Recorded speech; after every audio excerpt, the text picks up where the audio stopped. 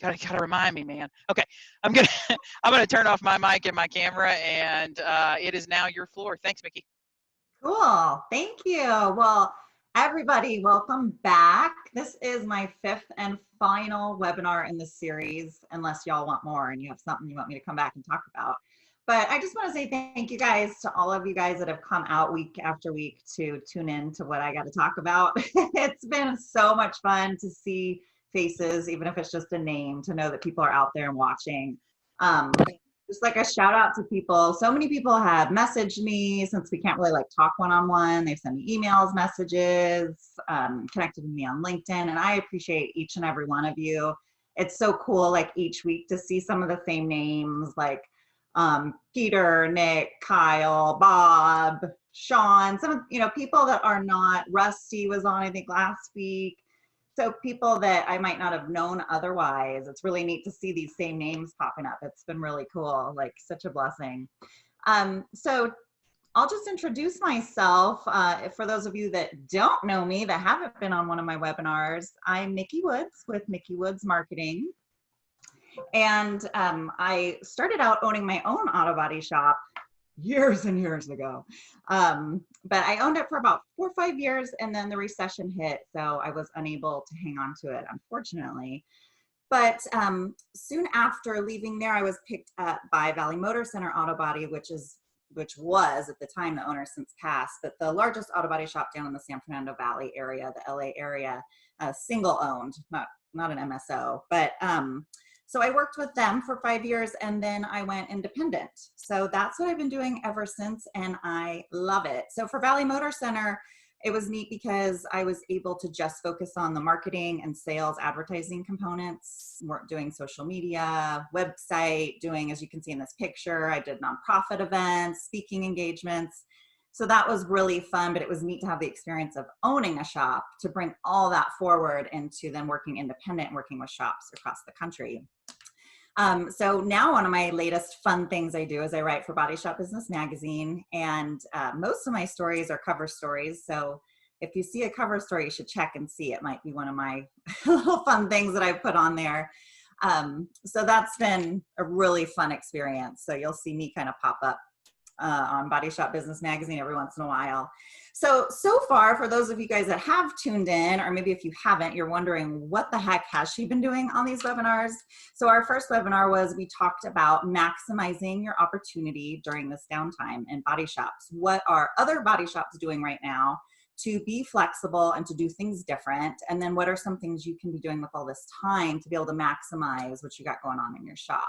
So, and again, all of these are on the replay on the Collision Hub YouTube channel, and then also on the Micki Woods marketing channel. So if you want to tune in or you missed something, then feel free. Then we went on and we talked about surviving the certification craze. Is your shop ready? Getting your shop ready to prepare for certifications in a nutshell. And then we went on and talked about marketing those OE certifications, which is super important after you spend all that money. And then last time we talked about battling the consolidators using relationship marketing and how important relationship marketing is. And then of course, today we're going to talk about taking your marketing to the next level. And that's mainly with digital marketing, because we really haven't touched on that yet. So I'd like to talk about that. It's a very important part of marketing that sometimes people forget about, especially in shops when we're just busy with our day-to-day and taking in customers. So first and foremost, with digital marketing, we're going to talk about your website. We're going to talk about SEO, search engine optimization, and then we're going to talk about some ads, Google ads, which are paid ads, and then we're going to talk about some outside the box marketing and advertising ideas that are not one of those three that you might want to think about, especially during this downtime. I think it'd be important.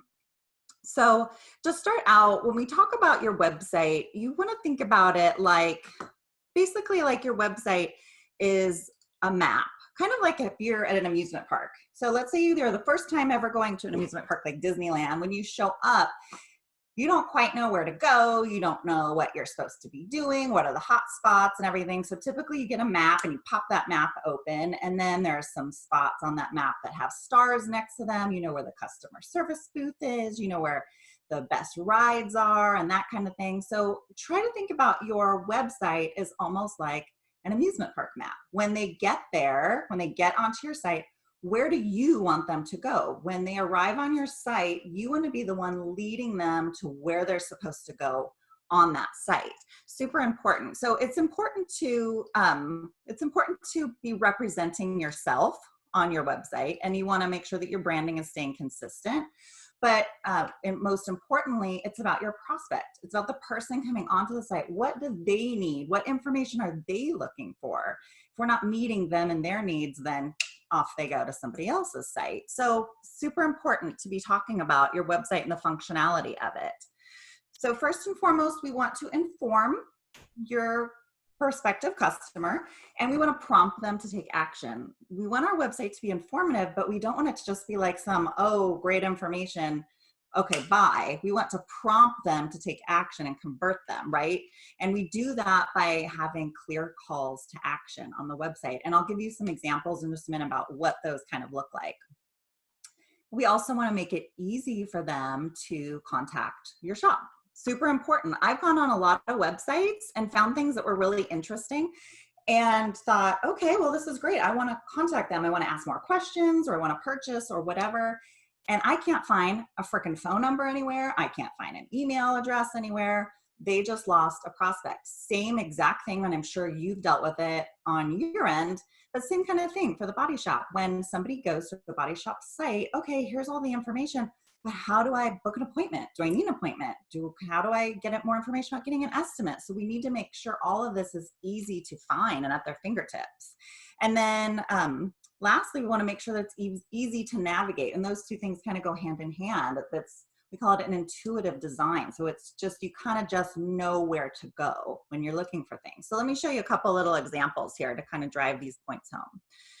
So here's a before and after site of a website that my team created. So this was for Telus' Collision Center. This was their website's homepage before I got to my hands on it. As we can see, it's just kind of basic. The font was super, super small, so it was hard to read. You didn't quite know. I mean, if you look at it, where do you click first? What do we do when we get here? I don't know if you can read it, how good the resolution is, but up in the top right corner, it says restoration projects. The first tab was auto maintenance tips. So it's almost like, is this, what exactly are they doing here? It says collision care experts. It just wasn't clear. There's no guidance here. So let's take a look at it after we recreated the site. So what was cool about this, and while I'm talking through this, I want you to be thinking about your website. And again, this is really for any business, whether you are a jobber or if you're a shop yourself or whatever you are, look at this and think about your site and if it's kind of checking off these different categories as I talk about it. So as we can see, the one on the right, the call to action is where it says contact us today. So somebody can click on that contact us today button and directly contact the shop. Down on the bottom right, there's a chat with us. There's ways to get a hold of them. The tab up in the top, it's easy to, or the navigation bar on the top, it's easy to read. You can see, it's easy to navigate, where do you want to go? So intuitively, a customer can kind of know, okay, what information do I want when I get there? So I kind of know exactly what I need to click up top. So it's again, kind of providing a map of this is what we've got. Here are some highlighted points you probably want to check out first, right? So let's take a look at another example. And I hate to do things where it's like, oh, look at what you shouldn't do, but look at what you shouldn't do. I don't know this site, and it's not all bad, but for the purposes of the points that we're talking about today, I literally went on Google and just searched Autobody shop. I forget what town I put in, and I was just looking for a site where I could see. It was hard to know where to go. So if you go to this website, you don't know exactly where you're supposed to click. There's text on top of text. There is a button, request an estimate, down at the bottom, but how long did it take your eye when you saw this slide to get down to request an estimate? I mean, there's a whole lot going on. in this example.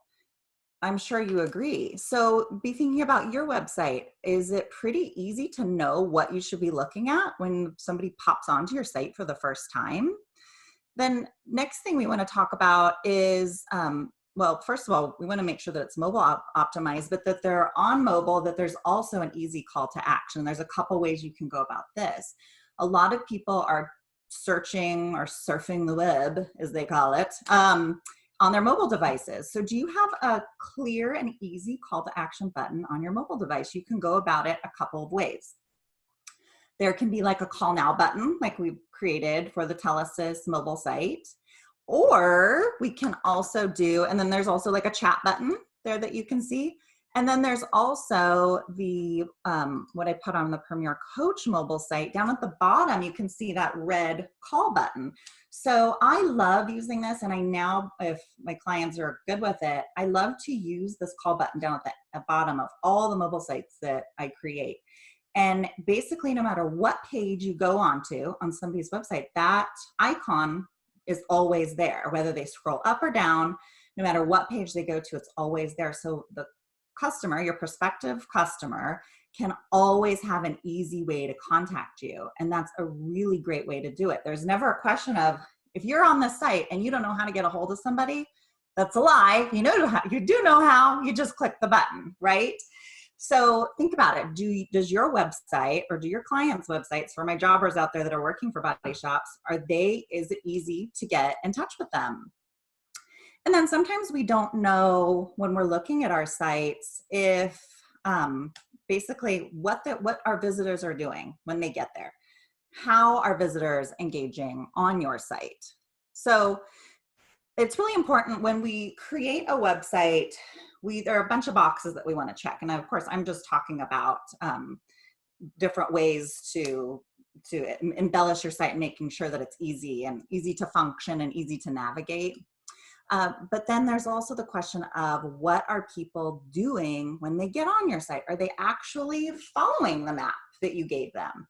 How do you know? And sometimes you think that you know because in your mind, it's intuitive and you're giving them clear call to actions, but are you really? So there's a tool that we use, which is called heat mapping, which is really neat. And it actually gives my clients actual metrics to be able to see what pages your prospective customers are looking at and what they're clicking on. So let me show you an example of that right now.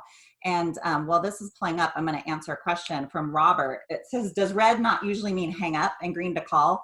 That icon is red just because of their color scheme is red and black. So it's red to pop on the black pages because most of the pages are black to go with the color scheme. But you can actually, within the app that I use, it's called a plugin actually through the back end, you can color that however you want so that it goes with your color scheme that you're using. If it was your shop and you wanted to make it green and that was something that you were questioning, then by all means we can make it green without a problem. And then we can see if our clients are actually using that button or not. And right now I can't use the heat mapping tool on that site properly because there's a pop-up right now with a COVID message. So the heat mapping won't work properly. Otherwise I could show you the amount of people that click that red button is off the charts on all of the websites that have that button. Super important. So contact me if you're interested in putting that on your website. So this is an example of heat mapping one of my client sites. So what you're looking at right here is their homepage, and it's obviously really shrunk down, but they have a lot of content on their homepage. And I did not create this homepage. I do some other things for this client. And so I offered to do heat mapping for him so we could kind of dial his website in. He had already spent a lot of money on his website before he came to me. So what the heat mapping allows us to do is for the last 30 days, look and see what people are doing on that site. And it's like a rolling 30 days. So up in the top of the page, you can see where the red is. That's what most people are seeing when they get to this website. And as it goes down through the colors, the yellow, the green, down into the blues, the dark blue down at the bottom is really nobody's seeing that. And I don't know how well you can see it, but in about a third of the way down, it says lose 50%. So the metrics I can see on my end are we're losing 50% of viewers on this homepage right at that line right there.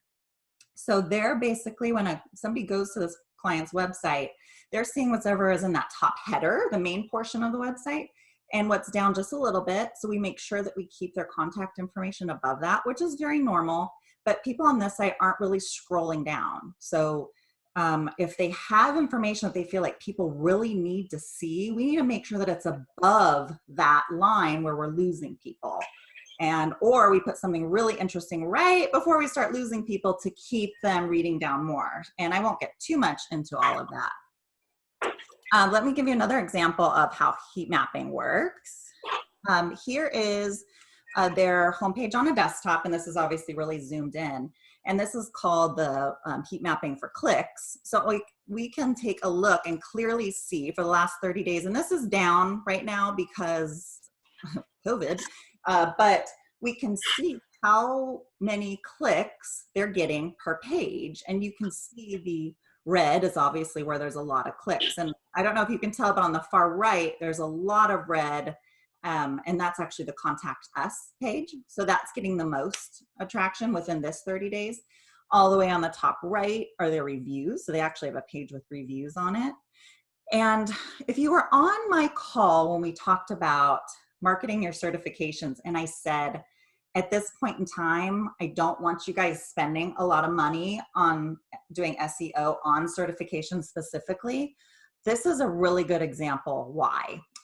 If you can see again, up in the top navigation bar, the third one in says manufacturer certifications. So within the last 30 days, no one has clicked that button to look into those more. Where they do look are down in the far bottom. You can see the logos of the different certifications. Now, the 2 months prior, when things were much more normal, the clicks down in the photos of the certifications were way, way higher. We know, and I've been watching this website now and working with this client for the past like 4 or 5 months, and they were getting constant links down on the photos, but the actual certifications tab was not getting any. Hardly any, maybe like one or something. So this is what I like to do on our end with our team, is we look and see what is actually converting your people when you get there. And this helps us to be able to build a site in general to make sure that we know what people are looking for, but then dialing it in for your demographic and your audience. What are they looking for? And then there's another option for the heat mapping. And this is basically, which is pretty cool. And I wish I could show you an example of it, but this heat map tool actually allows us also to watch visitors live when they're on your site. You can see them scroll up or down, where they stop, where they touch, where they click. It's kind of creepy because I don't think people realize that this kind of software is out there, but it's out there and we don't use it for bad reasons. We're using it to help out the client. But here you can see where they're hovering with their fingers, where they're moving, what they're touching on. So it's pretty neat. One other thing you can look at is the Google Analytics. So if you have your Google Analytics set up, and if you need help with that, just give me a ring and my team will help you set that up. But this is through Google, and we can actually look and see on your website which pages. So this was set March 24th through April 24th when I ran this report. We can see what pages were being visited the most. And there's a whole lot of other information on this page, but it allows us to be able to see what are your prospective customers actually looking at? What are they looking for? Because we don't want to be berating them with information that they don't care about, that we think is great, but they don't give two craps about, right? So that's the Google Analytics account that you can set up in the back end. So that's some cool things that we have in regards that I wanted to show you about websites. And if it's building a website or maximizing your website, we can definitely help you, but definitely some things that you guys can be doing potentially on your end to take a peek and kind of give yourself a grade all on your own and see what you think. So at this time, just kind of want to open it up if you guys had any questions before we move on to something a little bit more techy. Give you guys a chance to just ask any questions, or if we're good to move on, we'll keep trucking. Okay, so we will keep moving on. So before I get into the next segment, and I do have some of my team members on the phone call. So if you guys have questions and it's difficult to talk about this kind of thing to a group of people because everybody's coming in at a different experience level. So I don't want to inundate you with a bunch of details, but I also don't want to talk over your head. So if you do want to dive in more deeply, we definitely have the opportunity to do that, and we can have I can ask questions. I can pass off to one of my team members that's on the phone, and we can kind of deep dive with you. Otherwise, just let me know if you want to do that. But before we get into SEO and Google Ads, I'm going to kind of show an example of what it looks like when you Google search something, and I'm just going to kind of walk you through this so that we're all on the same page. And as I'm talking, I haven't totally lost you and I'm not frying your brain. So hopefully you don't have any questions. And if you do, just put them in the chat bar and we'll come back to it. And then here is a list. So let's say, so we had Vision Collision on the call last week, and they were participating. Yay, thank you. So because they were on the call, I thought, okay, let's use them for kind of an example. Hope they don't mind because I didn't ask.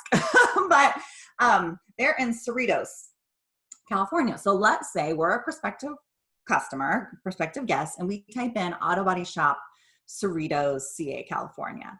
So this is what's going to pop up. So we can see our ads up in the top left up here. And then what it is over on the right side is just the bottom of the first page. And then we see some ads down here as well. So that's kind of where the ads live, and sometimes even in the map section. So that's where they live on Google, and ads also live in other places. If you'll notice when you're browsing websites and you get an ad for something you had been talking about or searching for on Google, and all of a sudden it pops up when you're on a Home Depot ad and it pops up, a restaurant down the street. You're like, what the heck? Those are also part of Google Ads. And then we have our map listings, which are the A, B, and C. And everybody wants in the map listings. And part of the way we do that, or the biggest way we do that, is through our SEO, which is search engine optimization. So Google is the main search engine besides YouTube. So we obviously need to maximize it so we can be up at the top of the first page, because that's where ideally we want to live.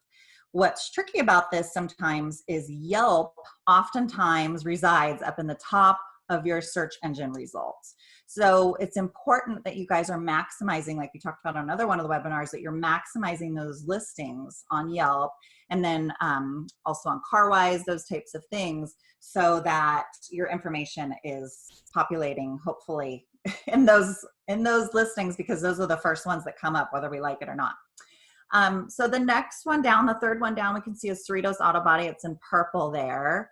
And so it looks like Vision Collision has some competition for SEO, being up at the top organically. And Cerritos Auto Collision is the third, and then the fourth over here up on the right. Then we have a couple of CarWise listings again, which is why I recommended to you guys to be making sure that you're filling out all that information, keeping that updated.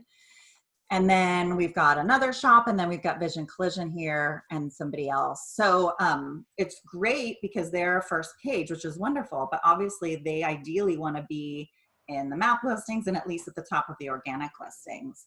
So anyway, so as I'm talking about SEO, we're talking about organic listings with SEO. It's basically from the Yelp on down that we're talking about.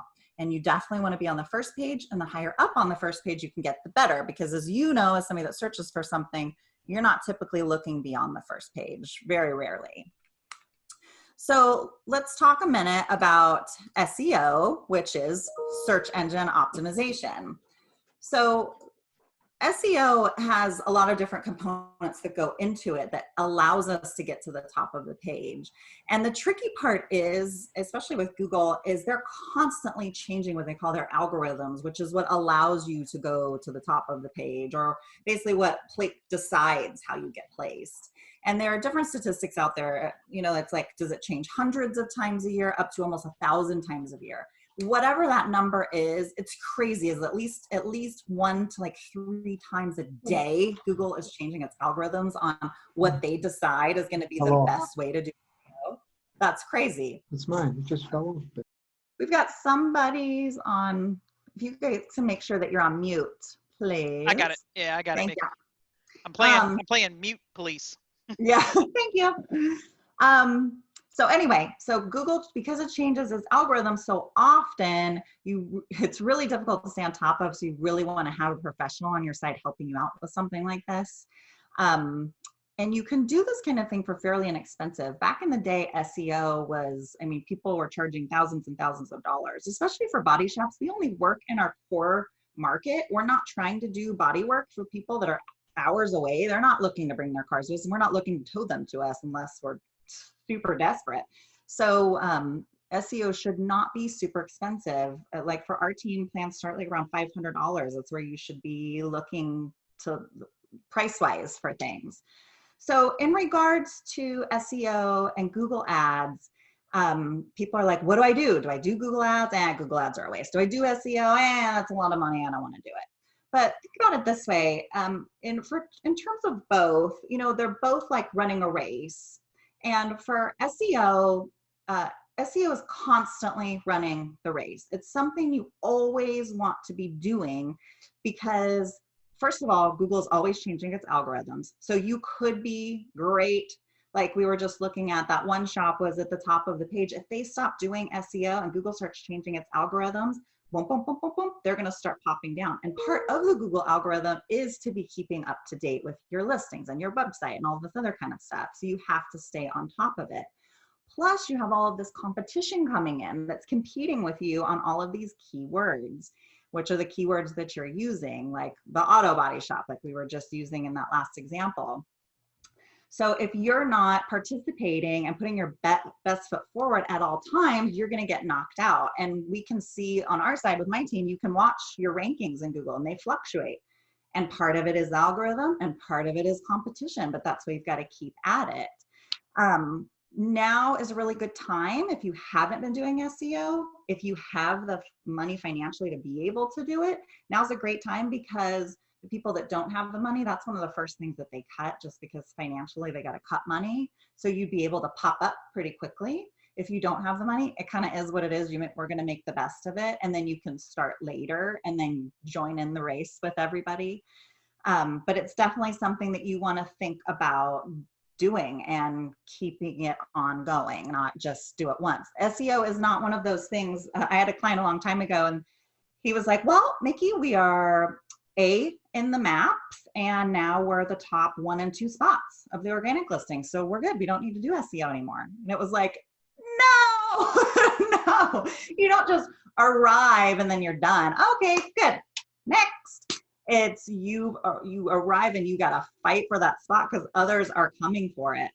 Especially when we're talking about like consolidators and things like that. I mean, their SEO right now is not very good, thank God. So we can capitalize on that. But I have a feeling that they're going to start dialing that in. So again, right now is a great time to get on top of that. So let me go ahead and share my screen. I'm going to give you guys some examples. And like I said, if you have any questions about this, I've got my SEO team manager on the line so he can answer any questions. If you want to get some super techie answers that you feel like I'm not giving you, we can totally do that. But first and foremost, you want to make sure your website is mobile friendly. Google will ding you. They will penalize you if you do not have a mobile friendly site. And you guys have probably heard this before. So here's an example of a desktop site versus a mobile site. So it's a little bit different. Sometimes mobile sites are totally different. It really depends on how the desktop site looks and then making it functional and easy to use for your mobile guests. And that's really important for all businesses, not just body shops. And then another example, actually to check to see if your website is mobile friendly, if you don't know. Well, first and foremost, if you look it up on your smartphone, you'll be able to tell typically whether it's mobile friendly. Things will either be easy to see or they'll be too big and you have to zoom out or zoom in. On a mobile site, it should be nice and clear and easy to see. But an easy way to check if you're not going to look on your phone is you can realistically type in, like I did, this is a screenshot of my own computer, is my website mobile friendly? And there's a little spot right there. You can type in your website address, your URL, and then you just click the button run test and it will tell you if it is or if it isn't. If it is, awesome. Google is not going to penalize you. If it's not, you need to check your contract with whoever created your website. If it's in there that they were supposed to make sure that it was mobile optimized, make sure that they do that. Or you can always call myself and my team and we can get your mobile site up for you and working. But you definitely, especially in today's day and age, have to have a mobile friendly site for people to even consider you when they're shopping. The next thing you want to make sure that you have is an SSL certificate, which is like a security certificate. And now Google penalizes you if you don't have one of these bad boys. So for you to check your website is you go up to the top when you've typed in your URL, your website name. Up in the top left, if there's a little lock button, you're good to go. Typically your website will say, instead of HTTP, it will say HTTPS. That means it's secure. And now Google's even gone so far as to put that little exclamation point icon in, like, alert, you're about to go onto a website that's not secure. Nobody wants to go onto a website that's not secure. Nobody wants to see that. So make sure that your website is secure. And if you need help, just let me know. One thing that I used to use a lot, it's really fun. It's a free tool.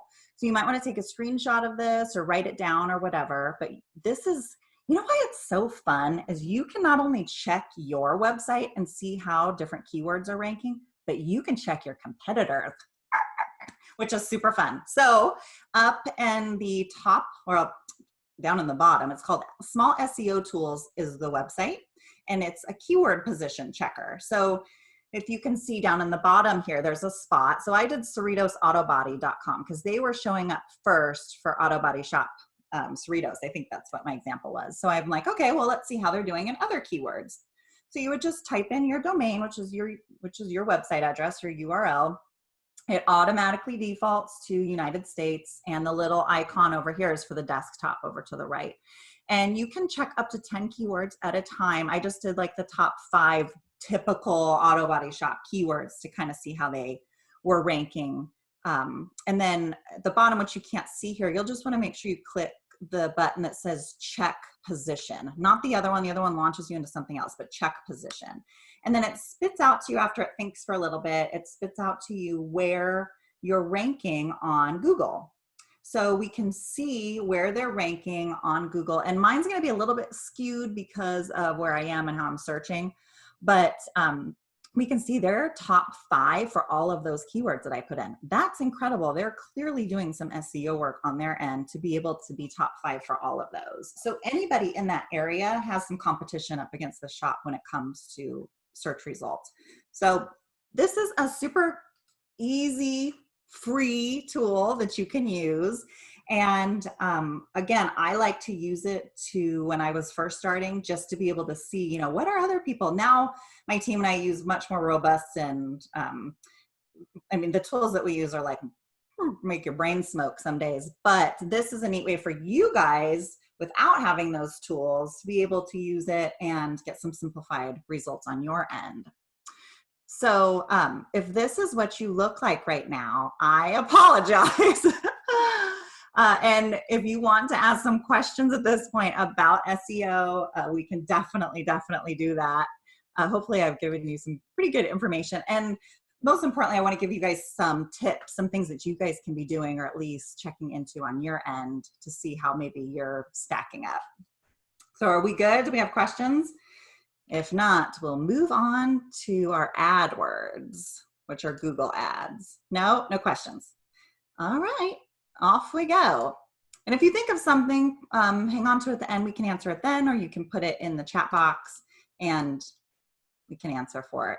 Don't be afraid. Or you can call me afterwards if you don't want all your business blasted online.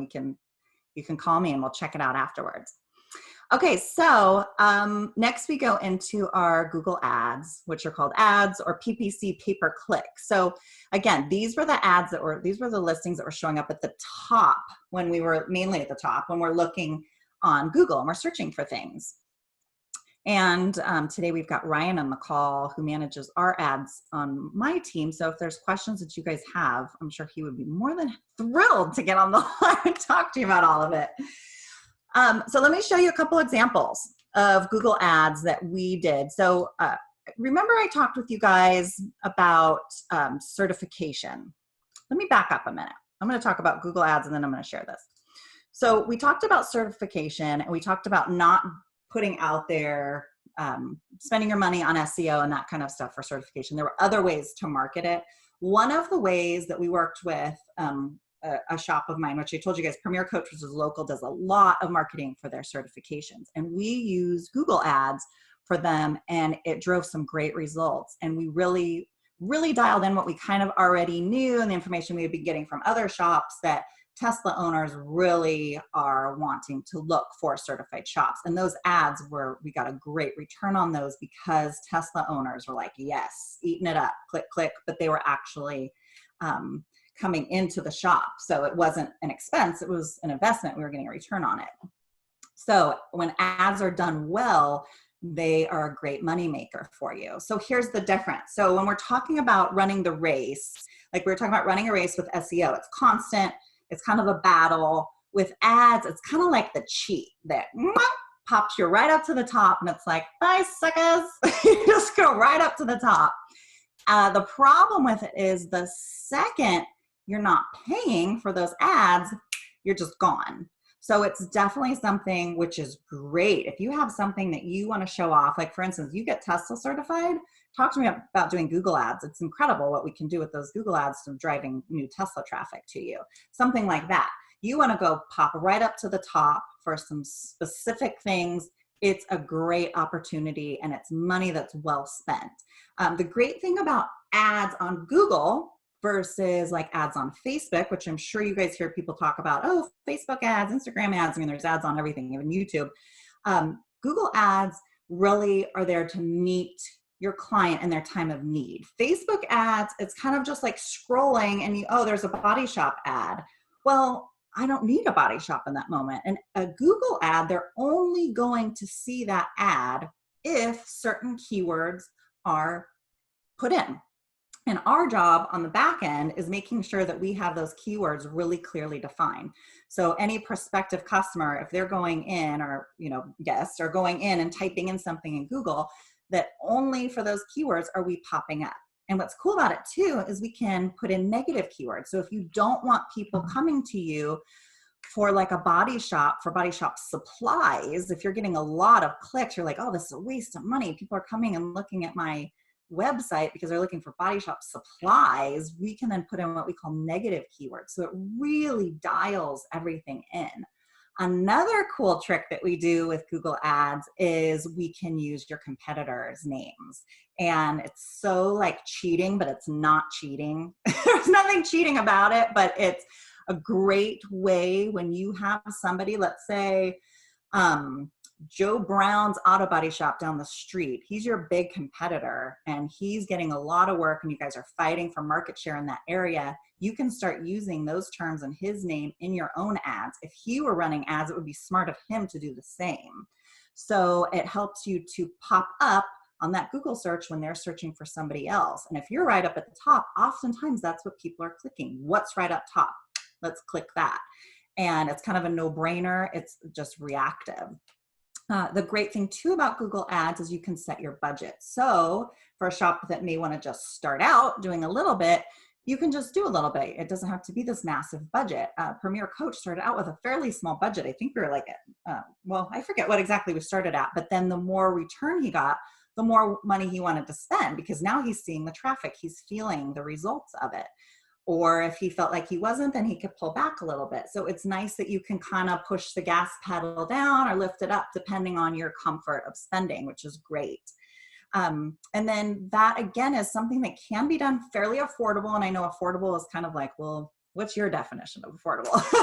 But Google Ads can start around $600 for something specific like body shops and then work its way up from there depending on how robust you want to be. So let's take a look at a sample of the Tesla ad that we did for Premier Coach.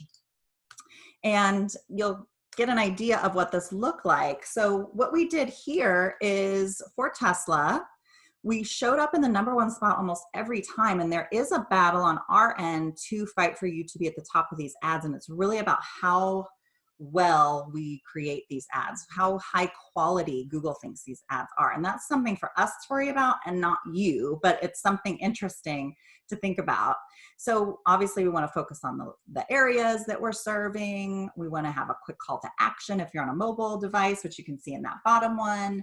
If you have any specializations, we will put that in there. Like I said, any competitors. So it's really neat to be able to see how Google Ads can really be dialed in, almost like when you're at war and you just wanted to have the sniper tool. You know, that's almost like a Google Ads thing, where SEO is like broad and it's there, it's something you need to do. If you need to pull out the big guns, you do the Google Ads and you just knock everybody out. So I know we have a lot of suppliers and jobbers on the line. So I thought, let's talk to you guys for a minute too, so you can have some fun with this. So we we do keyword research anytime we're doing SEO or Google Ads. My team does a lot of keyword research. We don't want to be optimizing keywords for things that people aren't looking for. So there's a lot that goes into that. So here's just a little sample snippet. If you are a paint supplier in LA, we just did the average monthly searches surrounding LA.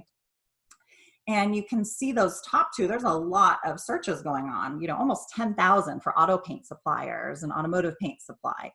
But what's really interesting is you can see in red, it says near me. So there are a lot of probably shops looking, or, you know, other businesses like ours that are looking for auto supply places, but it's localized, which is really great for ads, because ads can be super laser-like focused when you have that tight demographic, and even SEO also to pop up at the top if we're really refining things for your prospective customer searches.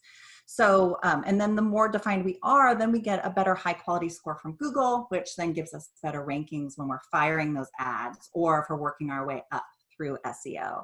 So I thought my suppliers might appreciate this. So you guys can see there's a lot of people out there looking for auto paint supply, Autobody paint supply, that kind of stuff. So I know that most of my suppliers out there aren't owning their own supply companies, but if you are, or if you have any sway with this, this is definitely something to look into to grow your business as well. And then Google Ads offers a few ways to access it. You can access it on the desktop, which obviously my team and I do because we need to see all the metrics. But what's cool for my clients is they can go in and see on the app, on a Google Ads app. So it looks like this on the bottom left. And then when they pop it open, for instance, when I ran this report, I ran it for the day before. So this client had 12 clicks that day, which was a lot of clicks with 157 impressions. So it allows you as the business owner, some business owners just don't care. They're like, just tell me when it's over and get the metrics from my staff and tell me how well it did. And then I can decide if I want to keep it up. Then there's other Autobody shop owners that check this thing throughout the day and they love it. It's a really nice tool that Google puts out for ads when you're watching them, so you can kind of see what's going on. So I do love that, especially as a business shop owner. Okay, so if you have any questions, and maybe you're like this guy, you can pop over. I don't see any questions yet about Google Ads. And again, I don't want to totally overwhelm you guys, but do want to give you some information because it's definitely something that if you're not doing it, you might want to think about it. Probably right now may not be the best time because I know most people's budgets are super tight, but definitely something to think about for the future. Or if you have it in your pocketbook, my shops that are larger, that have more cash flow, are really taking advantage of these components. And then for those shops that can't take advantage right now, definitely something to think about down the road to grow your business online. So let's talk about, if nobody has any questions, I don't see any coming in yet. So let's talk about some other things that are kind of outside the box, which right now, radio, of all the things, God, I would never typically recommend any of my shops do radio. It's just, for some of my clients, yes, typically no, but for my body shops, no, never. But right now, radio is so cheap. They are literally, let me show you. Okay, so this is a radio station company. They have stations across the country. And I've worked with this rep for quite a while for some of my other industries and those clients. And this company has 235 stations. They are right now at 30% capacity, which means they're trying to liquidate 70% of their inventory. So they're willing to give away basically these radio spots. Here's why this could be good for you. And again, it's really just for you. For those that don't think that this is for them or they don't have it in the budget, totally get it.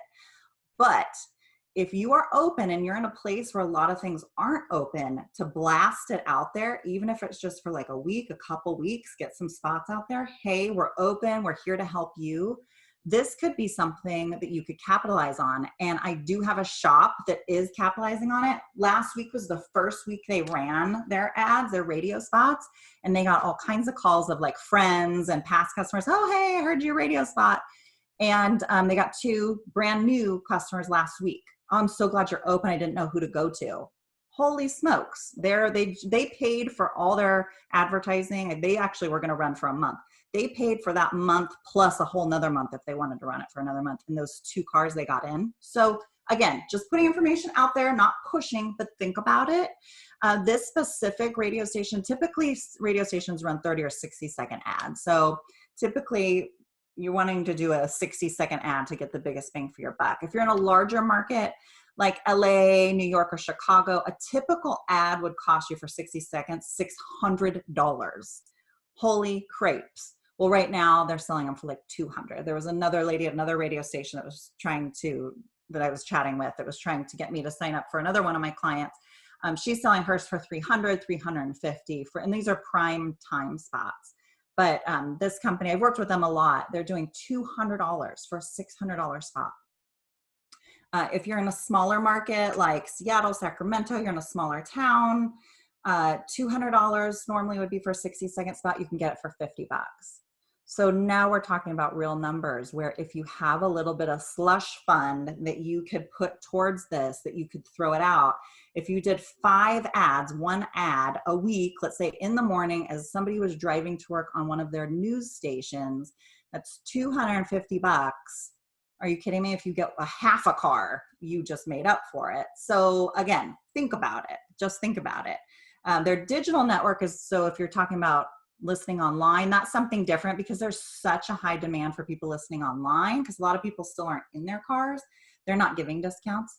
But for those people that are driving around listening on the actual radio, that's where your discounts come in. So if you're interested, hit me up. I will put you in touch with the guys. I would recommend something like this because it's the cheapest option, but we can look and see what's available in your neck of the woods. But again, only if it makes sense, obviously, and we can talk about it and dial it in.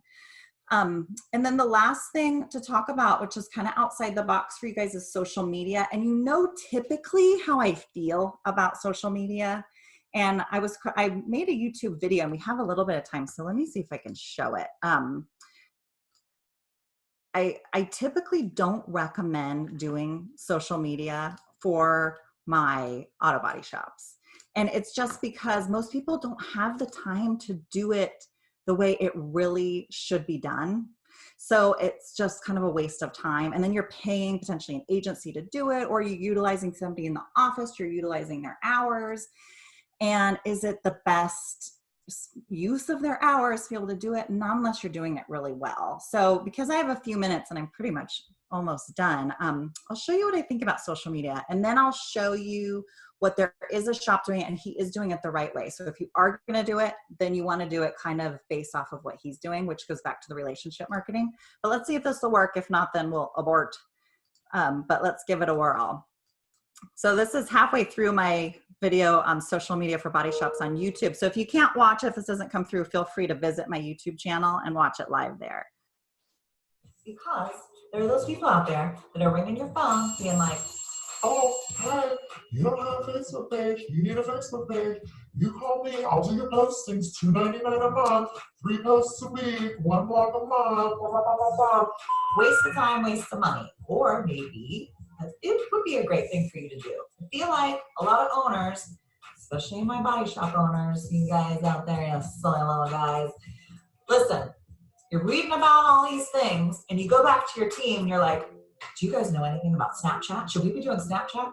Hey, Guys, why isn't anybody talking about Instagram? Do we have an Instagram account? Why aren't we doing an Instagram? Do we have stories? What is a story? I don't know. I keep hearing about these stories. And what's this TikTok my kids are talking about? We need to be doing TikToks. No. Body shops. No. Don't do it. Erase all that crap from your memory. Create a Facebook page. You and I can talk about whether I think that you should develop your Facebook page or not. If you have the capacity to do it well, then you do it. If you don't do it at all. Just create the page, let it be, we can talk. People are going to email you. They're going to make you feel guilty for not doing X, Y, or Z. They're going to tell you you need to sign up. And if you don't sign up, then you're getting left in the dust and all this crap. Don't buy it. Don't do it. Don't waste your money. I'm here to help you and tell you the truth about all these things. Okay? You're welcome.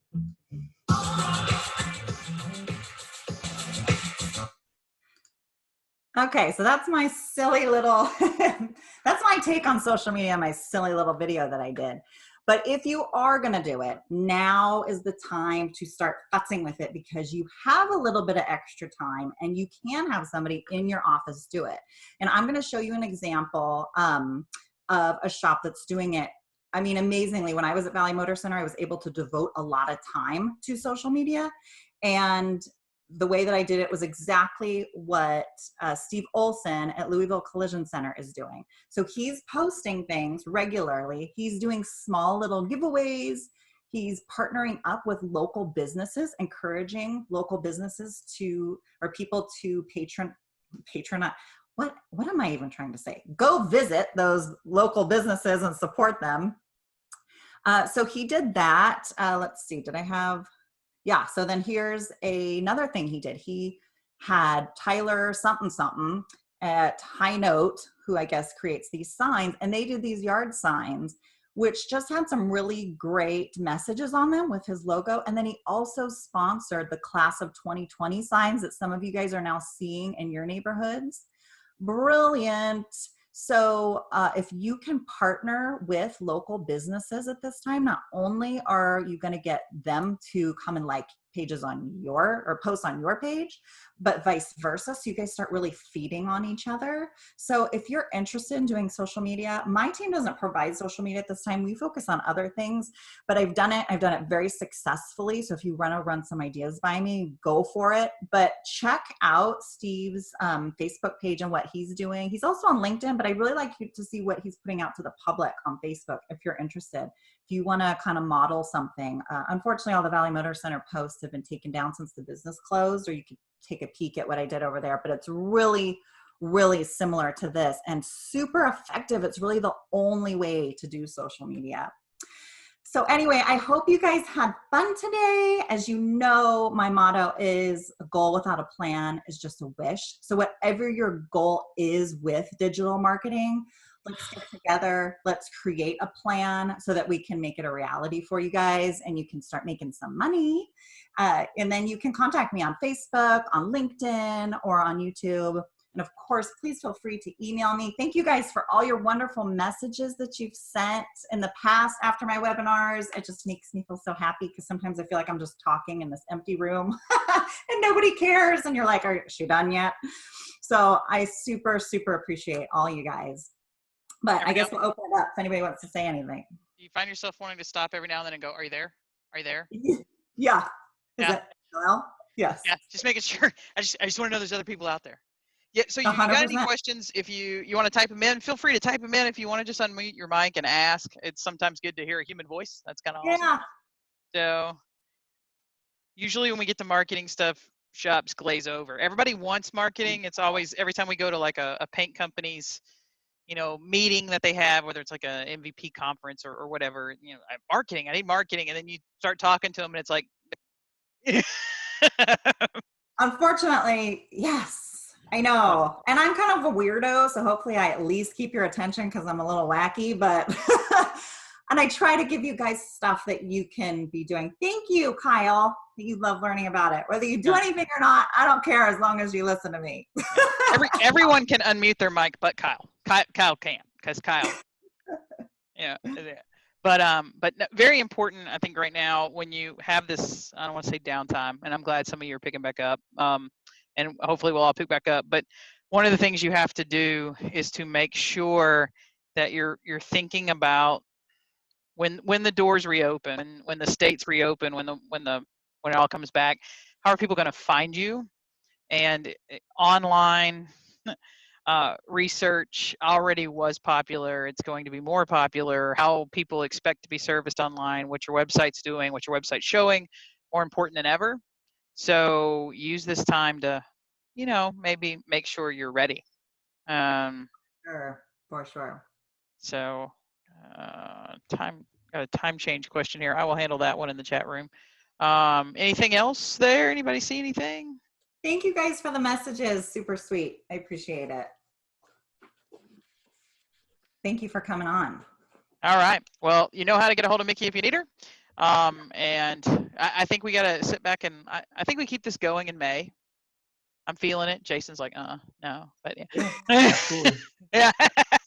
I just think the webinars, I think we kind of keep them going, especially when the doors do reopen. I think shops are going to have a lot more questions in the new world. So the thing to think about right now is what would the next topics be? So if you want to email Micki or email me or drop a note and just talk about, well, Nick, yeah, we're going to talk about estimating, but I'm going to talk about estimating tomorrow. I'm actually going to write an estimate as you guys get a preview world premiere of the new Autotex estimating system. So, yeah, I'm going to show you how a bumper becomes a total loss. News at 11. So tomorrow will be more hands-on out in the shop. I got tired of sitting at a desk. I don't do it very well. But anything on marketing, anything that you have questions about, was nice to see radio. I too, Micki, typically tell people, yeah, radio, but if it's dropping, why not, right? Yeah.